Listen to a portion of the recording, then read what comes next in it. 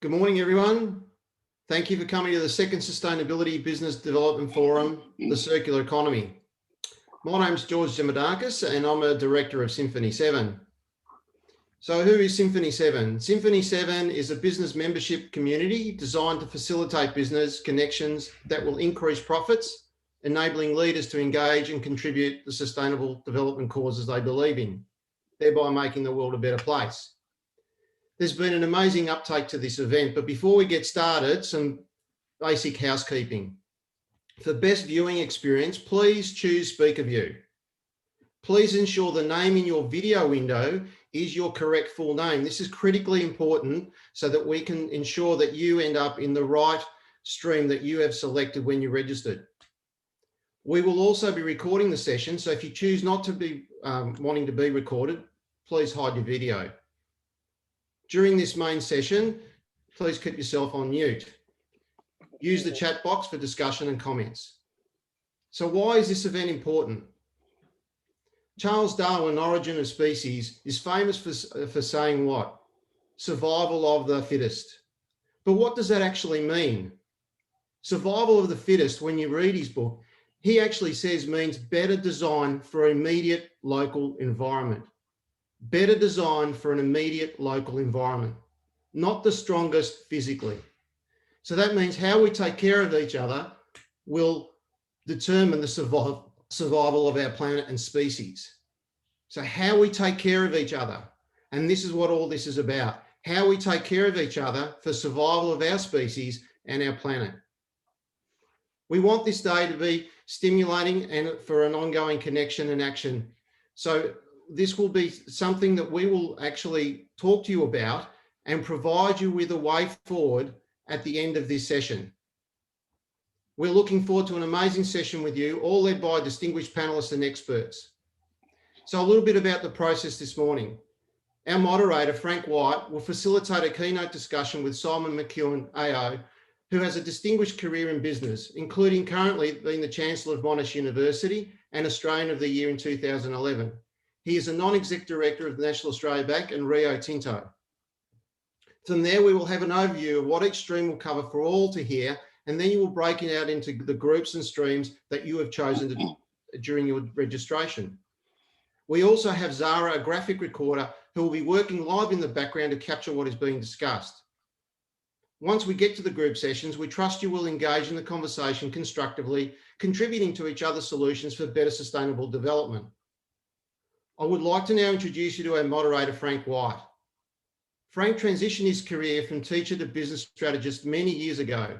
He is a recognised specialist in innovative strategic and business model thinking with over 40 years experience. He brings together teams of expertise and excellence to drive opportunity and growth through business innovation, leadership, collaboration and strategy in startups to medium and large companies. He's also the facilitator of several strategic think tanks and forums and founder of several companies, including enterprising partnerships. Welcome, and over to you, Frank. Thanks very much, George, and welcome to everyone who's agreed to join us again today. This being the second of our forum series around sustainable development for business. It's a fantastic opportunity on this occasion for us to talk about the circular economy. Before I start, however, I'd like to actually acknowledge the Wurundjeri people of the Kulin Nation as the traditional custodians of the Melbourne region, and pay respects to their elders past and present. These were the original practitioners of sustainable development. We have much to learn from them, both from their past practices and their future leaders.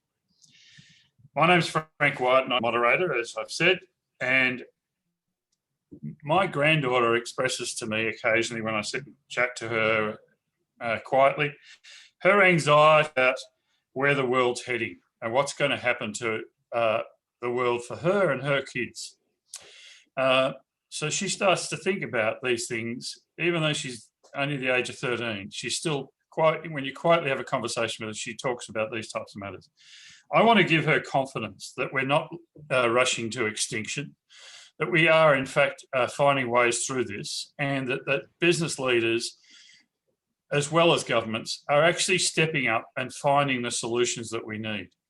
And what marks this generation, I believe, is the way in which business leaders have actually stepped up and started to act more strategically around issues of sustainable development and understood that there is actually a business model associated with that process and that they can actually live more sustainably through their businesses. I'm delighted to be able to moderate this forum on behalf of Symphony 7. I remind you that we're about to introduce Simon McKeon, who I'll do in a minute. There are 4 facilitators also who will run different breakout rooms that you've all chosen to register to as part of your registration process. And that, as George said, I'd like you to make sure that you're on speaker view. Now, for those who are unfamiliar with Zoom, if you go to the top right-hand corner, you'll see a little box that says view. If you click on that, it gives you the view options.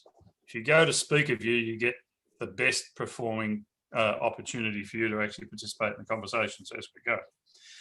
We also need you to remain on mute for the moment so that we don't have background dogs barking and kids walking into the room around you, which is all part of the life on Zoom these days, I've got to say.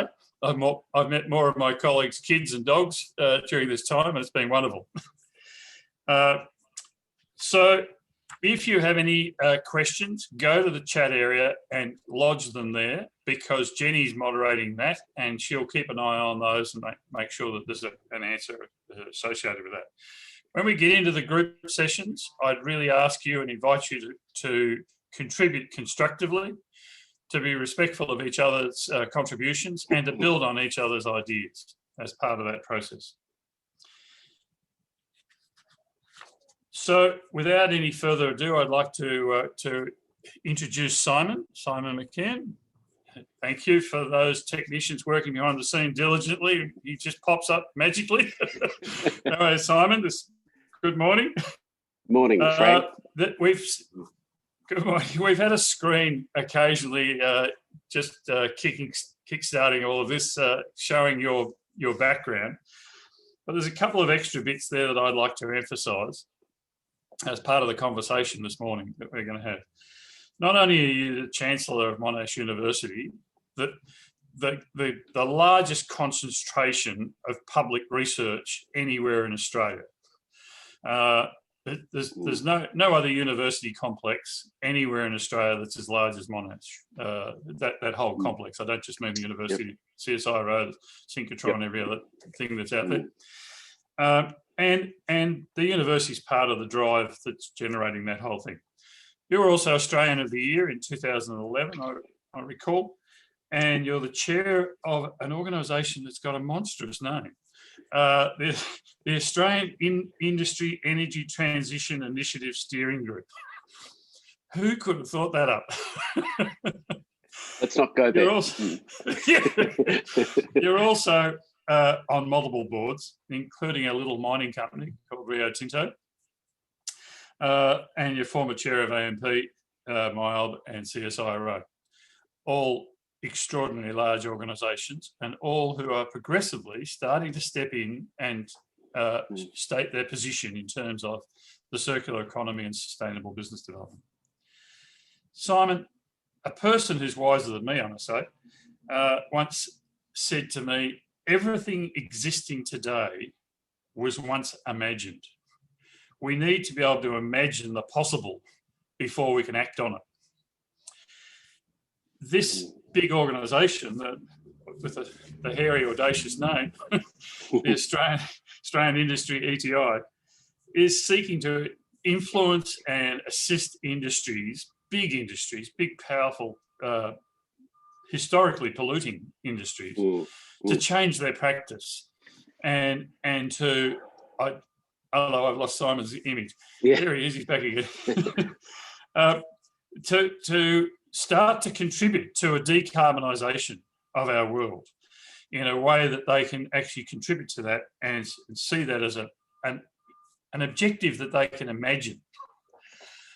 It must take an enormous vision by the board of that organisation to assist those companies, those industries, to actually start thinking that through. How are you going about assisting those companies in those big industries to achieve that objective? Thanks, Frank. It's a very big question, and perhaps if I just say one or two things before I actually answer it. Firstly, and I'm glad you've mentioned the name of it. I don't want to anymore. We'll just call it the initiative. It's very Australian, and it's got some really good things about it that are very Australian. But to be perfectly honest, we copied something that was in the UK, where a bunch of very big businesses came around and acknowledged that they had something to do and they could do it better if they got around the same table and shared data. We've taken that model, so we've copied it. That's the bad bit. The good bit is we've made it a whole lot better, because here, in addition to having, the biggest polluters in the land, and that's really where it starts, because the wonderful thing about today's, seminar is that, as I understand it, there are hundreds of people on this and coming from all walks of life, multiple, thousands of business connections, et cetera, and that's absolutely excellent and necessary. What the initiative does, though, is focus on just a much smaller number of businesses, and they have, unfortunately, the collective responsibility of doing most of the polluting. So they're in the big, heavy, dirty industries, whether it's iron ore into steel, LNG as a base source of power, aluminium consumes a huge amount of power in a couple of different ways, other key metals as well, the chemicals industry. And at the end of the day, we need them all. We need them because actually a lot of what they do is going to help us transition into a new world as well. So even though what they're doing is thoroughly unacceptable in relation to the emissions they collectively produce, we have to work to change them. And let me tell you just, something that perhaps people exclusively in small business may not understand, but these big businesses, they're often, widely held, listed on the stock exchange. And I can't emphasize the voice that they hear constantly, not just from increasingly activist shareholders that are saying, for goodness sake, get your act together, but actually a whole lot of other voices, constant. In particular, the voice of the consumer. Now, a lot of these big companies produce stuff that don't end up in, or that they don't go to retail markets, they go to another big industrial group for fabrication. But that supply chain ends up with people like you and me buying something. And we are, believe it or not, increasingly saying we don't want to buy something that has, along that supply chain, produced too many carbon emissions. So there's this very strong voice going right back to the base mining companies and the producers of these basic goods saying, if you're doing this the wrong way, what you are producing is going to be becoming increasingly uncompetitive. Doesn't matter how much you lower your cost, lower your price, we won't buy it, because ultimately people are increasingly saying we don't want to buy this. And I'll just jump in with one example. I'm not a coffee drinker, but Nespresso has all those little aluminium pods, are they? Full of coffee. The pods. And and they have just agreed a little while ago to absolutely emissions-free aluminium. Basically, aluminium, simply speaking, consumes a huge amount of power. That's not too bad, because a lot of aluminium is made from hydroelectricity, so that's fine. But it also uses another part of the technology, a thing involving an anode. I won't get into detail, but the anode depletes and converts alumina to aluminium, and at the same time emits a huge amount of carbon as well. And there's a radical process that's been developed between Apple, Alcoa, and Rio Tinto to get away from having to use that anode. And all of a sudden, aluminium can be actually produced without any emissions. And there's a world out there saying, bring it on. And starting with Nespresso, who wants to go out publicly and say, look, please buy all your coffee in these little aluminium pods. And they're either made from recycled aluminium, which is brilliant, or stuff that's been dug out of the ground and actually converted into aluminium without emissions. So, and we're going to see this across a range of different industries. And the people that are ahead of the game will actually obviously have a benefit. So that enables me to say very quickly that, yes, in Australia, we've got a bunch of the biggest and dirtiest emitters, Orica, BHP, BP, Woodside, BlueScope, the list goes on, along with a number of other companies that facilitate what they do. So the bank I'm involved in, NAB, is a member, as are some of the investors, such as Australian Super. And they've come around a very big table. Many of them feel quite isolated here in Australia. They're not right in the middle of some of the technology that's being developed to help them transition. And we've done really one or two things that we hope will assist a lot. Firstly, in the centre of the table, if you like, we've got two of the very best research organisations that we can find, one being CSIRO. CSIRO has an array of different relationships with companies. It does work for companies all the time. But this is an opportunity where it can do it really efficiently by addressing a bunch of big emitters at the same time very efficiently. And another group similar to CSIRO, but it's based in North America. It's the Rocky Mountain Institute, and it's focused purely on this energy transitions research. And then secondly, getting these big companies, they're often in the same industry, and we've got to be careful about ACCC issues and that sort of thing. But, them coming together and in the right way, sharing technologies, because what's to be achieved here is not just being competitive, but to actually ensure that they go into the new world in a way with, technologies and processes and what have you that are going to be appropriate. And they need a lot of help because, it's not the easiest thing to do to transition these large companies. One of the things that I've noticed is in reading annual reports of companies, etc., increasingly they're setting targets. Targets that the board's setting and then saying to management, this is where you've got to get to in terms of your sustainable, these are the principles, these are the objectives. Now you go and find out how to do it. And governments are doing similarly. Sweden's told the car industry, it's not our job to actually manufacture cars, it's your job, but this is what you got to do in terms of the production of a car. These are the emissions, these are the heat transfers, etc. Now, organisations like Monash must be contributing to that agenda, to the manufacturing sectors around it in southeast Melbourne and elsewhere. What's your view of how that's working, Hon? That's a good question, Frank. I think it's patchy, and I'm Chancellor of the university. I'm not going to speak poorly of it because it's a remarkable institution. It is huge, and it's a pretty young university, which is even more extraordinary. But the reason I give your broadest, very broad question a bare pass, if I can put it that way, is that it is patchy, and that's largely to do with actually not so much whether Monash is deficient, but it's operating in an Australian culture where big business to start with isn't, it doesn't invest in R&D like its counterparts overseas. We have to acknowledge that. Equally, the university sector, I think, can be better at reaching out and putting its tentacles into business and vice versa.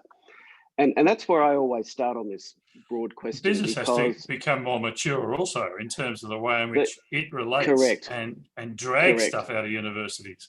Absolutely right. And I make this criticism in the most constructive way I can, because there's good news everywhere, but it can be better. And we've just got to break down these silos. And frankly, to just start, the more people transfer between these two very broad sectors, the better.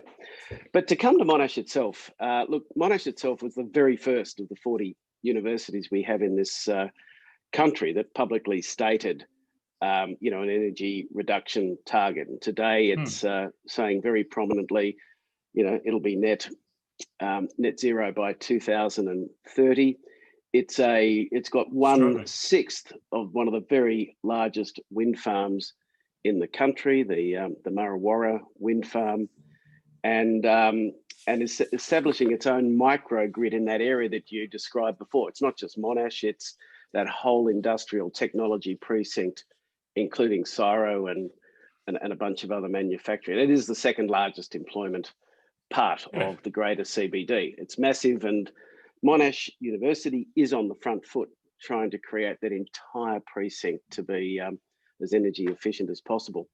But there's a whole bunch of different parts of Monash that are working with industry. For example, that initiative that we talked about a moment ago is really only been established because of a part of Monash University called Climate Works. Climate Works is chaired by former Deputy Premier John Thwaites, and it's busy assisting businesses, big and small, right around the country, get into this new world.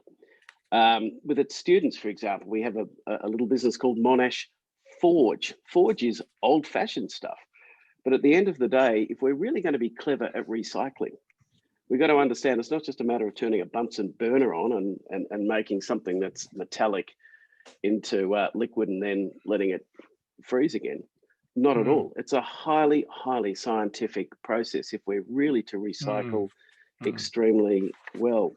We have a huge partnership with Woodside, where a whole array of different projects are underway. And Woodside needs this because, it's a heavily, our biggest gas exporter, et cetera, et cetera.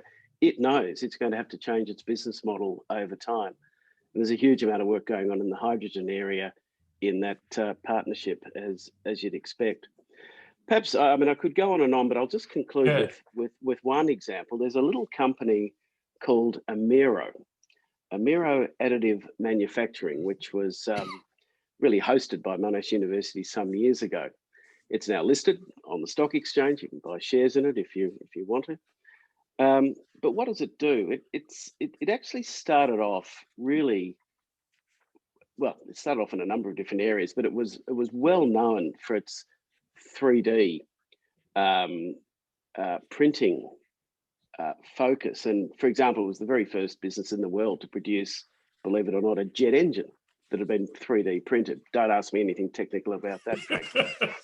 But what it's done, drawing upon the scale and might and technology that comes out of the university, is that it's way bigger than a 3D printing company. It is very interested in researching on the materials that go into, the basic materials that go into the 3D manufacturing process. That, of course, is all about interesting, blends of metals.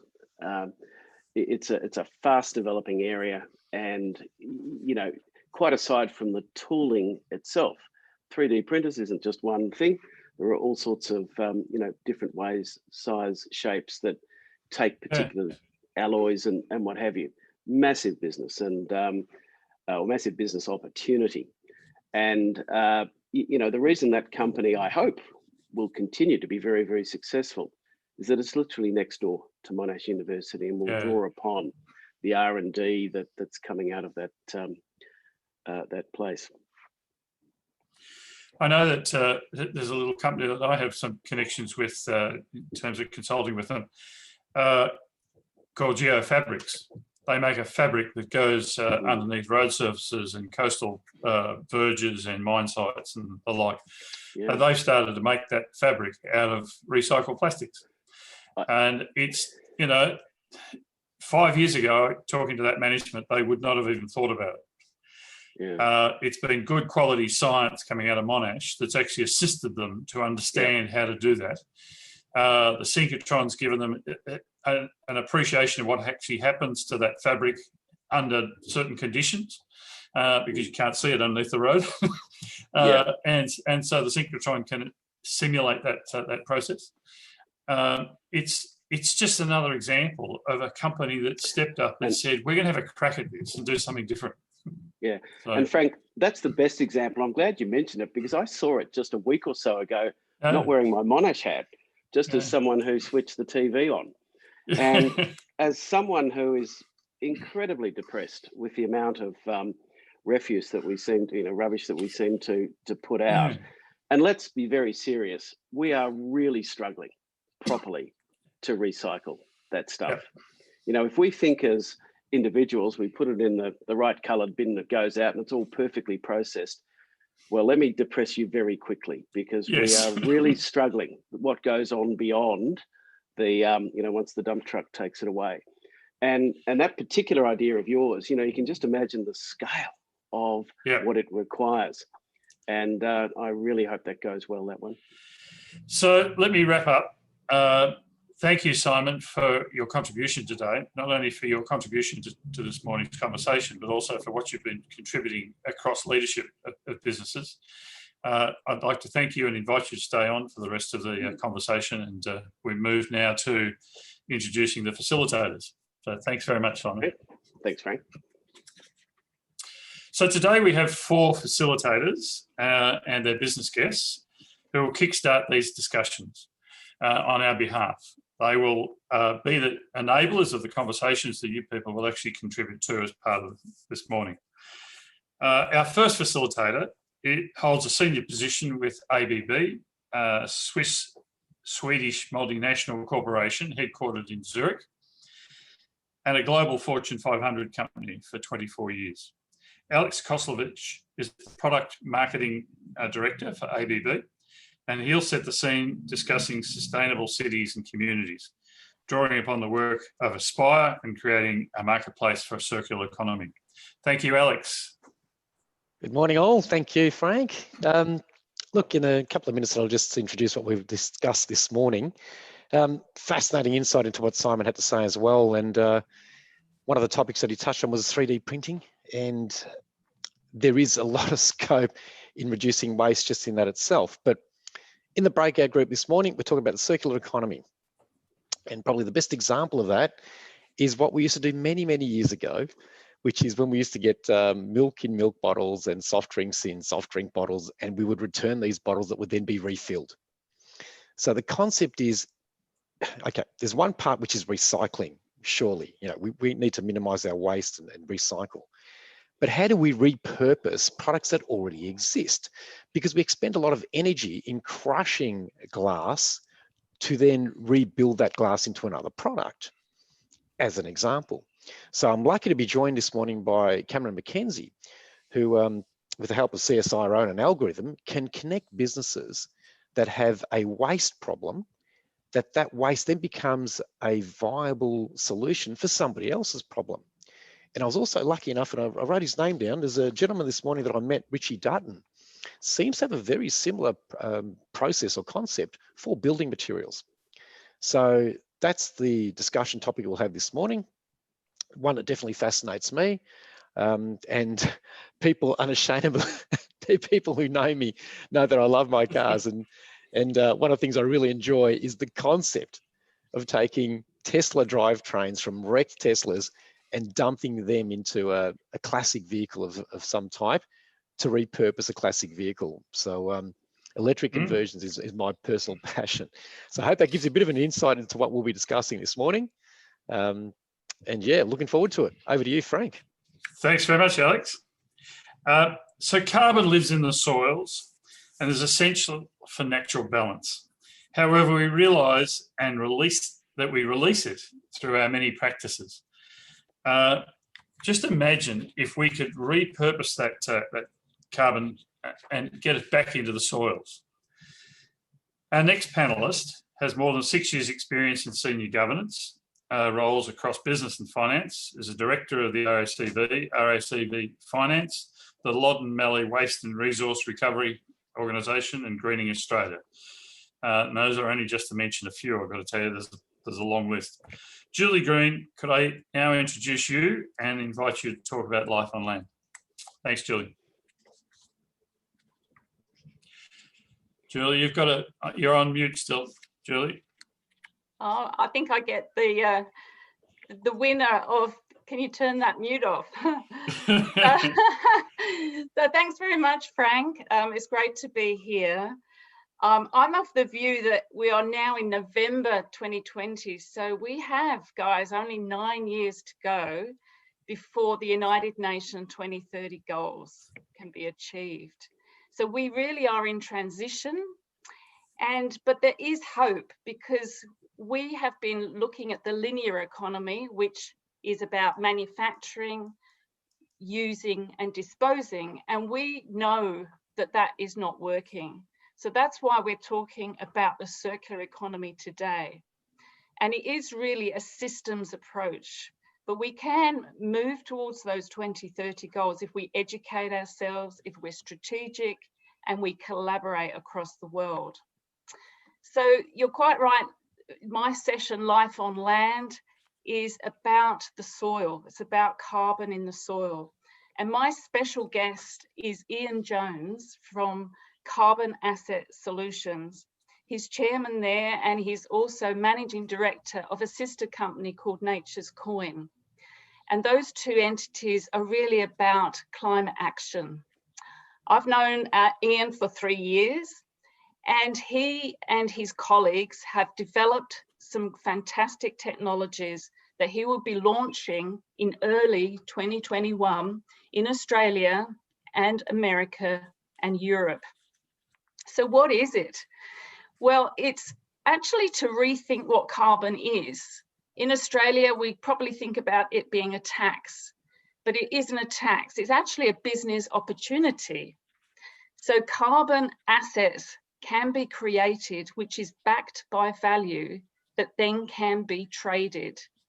And that shift has really come about because we've sort of shifted from carbon emissions reduction, which of course we must do, but where do those carbons go? They go into the atmosphere. And this is a process of drawing down that carbon back into the soil. A very little known fact is that 20%, only 20% of CO2 emissions is actually from agriculture. So if we look at regenerative agriculture as a solution, then we can make some significant progress. So Ian will explain that there's been historically two constraints. One is around the financial hurdles. So what is this carbon credit? But it's now become more accepted so that we can trade a carbon credit just like we can trade gold or silver or other commodities. And the other constraint is actually the technology. So now that we have some very clever people in Auburn University in the States, they have developed a way of precision measurement in respect of carbon in the soil. So what does all that mean? Well, it means that SME owners such as yourselves, mum and dad investors, or even big companies can actually assess their footprint and therefore know what their emissions are and purchase a carbon asset. And that's really what they do. It's exciting. It's a fantastic impact. So, and also Carbon Asset Solutions are doing a capital raise. So if anyone in the audience is interested in that, I'm sure Ian will be very pleased to hear from you. So I can promise a really fascinating Life on Land session. It will be challenging. And if you think about it, Frank, it's the ultimate in a circular economy because we're taking carbon from the atmosphere and putting it back into the soil, which of course is where it's come from. Very exciting, Julie. Thanks, Frank. I'll hand back to you. Thank you very much. So whilst Julie and her guest Ian will talk about this exciting scientific solution for measuring and regenerating the natural balance, our next panelist will demonstrate that not everything needs to be thrown away and how that can actually impact on responsible consumption. John Englander is the founder of Planet Earth, the cleaning company with a strong focus on responsible consumption. Thank you, John. John, you're on mute. My turn, Julie. I was thinking what you said before, Frank, about anything can be imagined, and it's so true. And couldn't help thinking about Willy Wonka and the Chocolate Factory and Little Charlie. Except I just didn't know what he did with his wrappers at the end of the day. Oh, no. But he was highly rewarded for being frugal or being careful. And you see the abundance of life came to him, no different to us as people on the planet if we're really careful with stuff. Here's the thing. All products are a story. They have a beginning, a middle, and an end. The end, or maybe not. So here's the interesting thing is that at the chapter 1, we could talk about all the raw materials that come together, the resources and really depleting, and then bring it together to be manufactured, chapter 2, and then chapter 3 being our use. Most people think of the use, nothing else. Just like a car, you just drive and off you go. And the fourth part is, then what?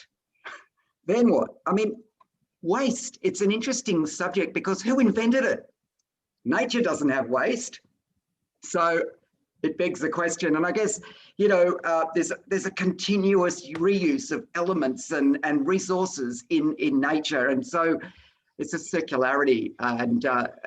And Julie talked about carbon being, you know, in and out and so forth, no different. So in death, there's life, frankly. And we can extract resources that are no longer useful. I mean, let's look at this for a moment. In Australia alone, the average Australian spends $260 a year on stuff they never use. Sounds like nothing, right? What do you do with that nothing? Chuck it, maybe pass it on, hopefully, gift it to someone else. But the interesting thing is that is $7 billion worth of stuff not used. So then what? Why make it in the first place? Just like why make coffee pods in the first place when you could put the coffee in the machine? So that's the point. So, you know, it allows me to really think about stuff and hopefully allows you to think about stuff.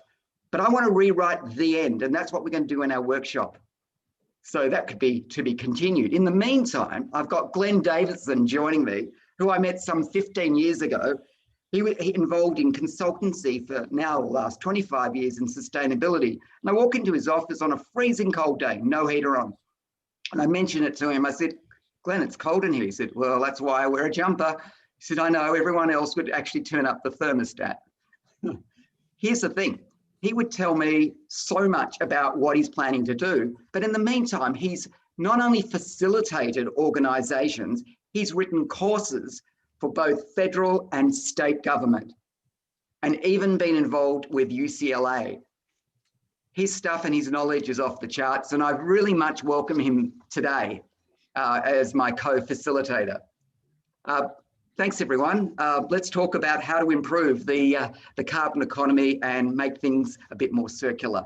That's what we'll do in the workshop. Thanks, Frank. Over to you. Thanks very much, John. Good on you.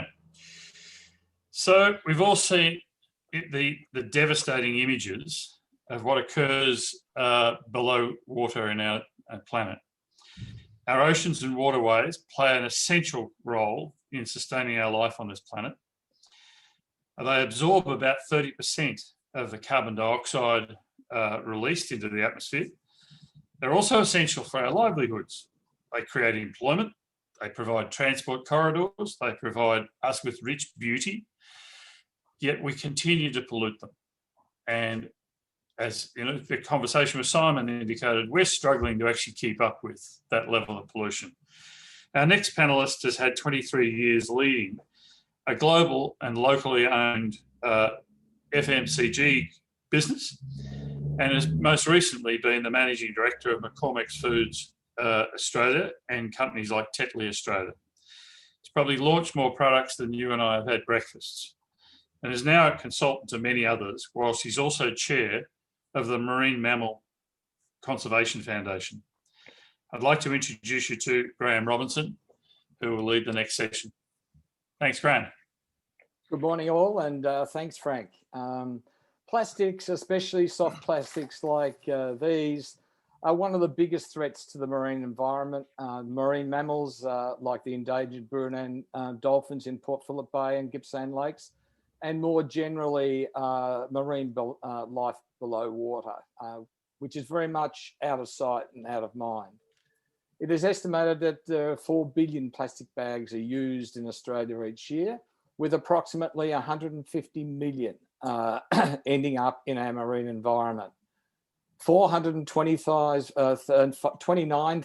recyclable plastic bags are thrown away each hour in Australia, with only 3% of Australia's plastic bags being recycled. So it's a great opportunity for the circular economy.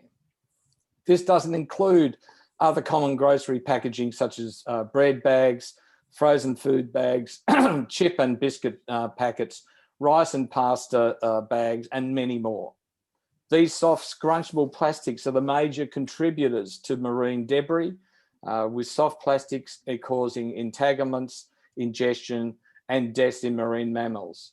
And our founder and head of research, Dr. Kate Robb, knows only too well, because she does necropsies on whales, dolphins, and other marine mammals for the whole of southeastern waters of Australia. And she can show you firsthand exactly the devastating impact it has on marine life. Despite all this, 91% of Australians are concerned about the environmental impacts of packaging. So we've got a great well of opportunity out there and potential response from consumers if we can put the right solutions in front of them. Looking at the waste hierarchy, the most favoured obviously is prevention, right at the top of the pyramid, and then minimisation. So consumer choice and rethinking of our use and over-reliance on single-use soft plastics is the #1 priority in reducing the impact of waste on the environment. And at Marine Mammal Foundation, we do a lot of work in this space through our education, community outreach, Bin Not Bay and Litter-Free Lakes litter initiatives, and also through our incredible and quite innovative Marine Champions program for the next generation of marine environment and science. Our below the water guest today is Mark Jacobson. Mark is the Managing Director of Replas. Replas is a market leader and a fantastic example of how the circular economy works by converting post-consumer soft plastics and post-commercial plastic waste into bollards, furniture, fencing, and other products for aged care, aquatic, education, sports, and park settings. It is an amazing business. Replas was one of the early adopters of the marine economy, the circular economy concept, having started in 1998. Mark has worked towards changing the culture of corporate Australia by encouraging industry leaders to take responsibility and stewardship for the waste they produce, especially plastic waste. Replas is built upon a successful process and product innovation base, and the most recent breakthrough is creating an aggregate for concrete, for use in concrete paths. And those of you who join us in our breakout room, I'm sure Mark will tell us a lot more about that. So we're looking forward to seeing you in our breakout room to discuss the circular economy with Mark and Marine Mammal Foundation's founder and head of research, Dr. Kate Robb. So back to you, Frank. Thanks very much, Graham. I'm looking forward to hearing all of those breakout rooms when we actually come back, and some inspiring ideas that might come from them. The panelists have now set the scene for our conversations in the breakout rooms. And unlike the earlier networking sessions where we could hardly get through the collecting of phone numbers, the breakout rooms have actually got a significant amount of time associated with them. We've got about 40 minutes in each breakout room. So there's time for us to actually have some pretty intensive conversations and to listen and hear from each other's points of view. We'll have time also for you to share ideas through the chat area connected to that. And we can go on to have further connections via the LinkedIn profiles that you've been putting into the conversation area through the chat area. Jenny, I believe, will shortly move us into, or one of our back room people will actually move us into the breakout rooms. Just a couple of housekeeping issues just before we get started in there, though. Please be generative, listen to each other, build on each other's ideas, and contribute your own personal thoughts in the chat area so that these can be captured and built progressively over time. If you get lost at any point in time, don't panic if you hit the wrong button or feel as though you've been wandering around in the ether somewhere.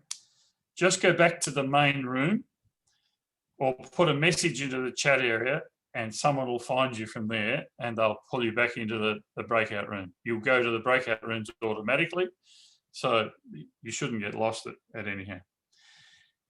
So from here, I'm handing back to Jenny and the technical team to actually support us in terms of moving to the breakout rooms. Thanks very much, guys.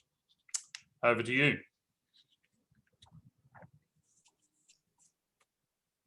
We'll be heading into the breakout room very, very soon. Thanks very much.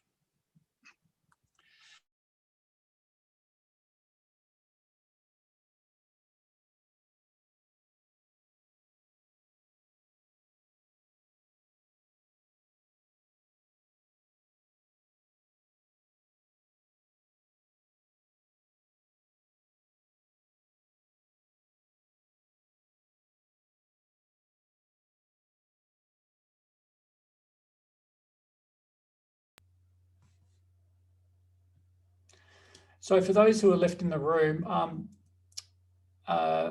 Brendan, what room would you like to head into? The one life on land, please.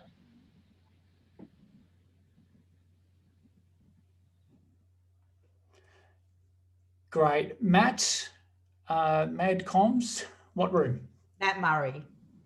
That's Matt Murray. Oh, Matt Murray. Sorry, can't hear you, mate. Mate, whatever. Doesn't matter. Don't mind. All good. Mystery. That's what happens when you don't listen to the rules. Mystery. Give me one moment. What? Great. Karen, so the rest of you can turn your mics on and let's just allocate you to the room. Karen, what room? I'll go into Alex's. That's fine. Yeah, thank you. Sustainable cities. Yeah. Great. Sam? Sustainable cities, please.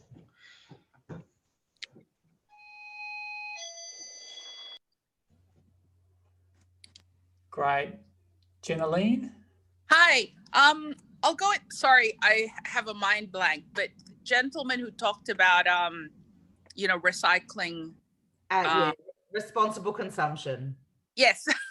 Yeah. Thank you. Louise? I'll go with Graham into the underwater one, please.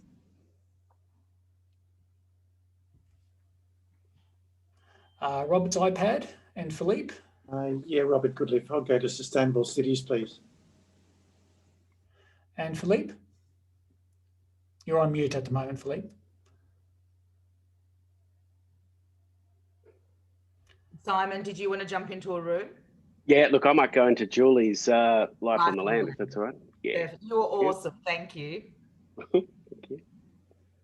Jesse, Philippe wants to go to John. He can't speak, so he typed that in the chat. Oh, thanks, mate. John is responsible consumption. Yeah. Enjoy, Philippe. That's it. Have you guys press record in your other computers? Yeah, recording.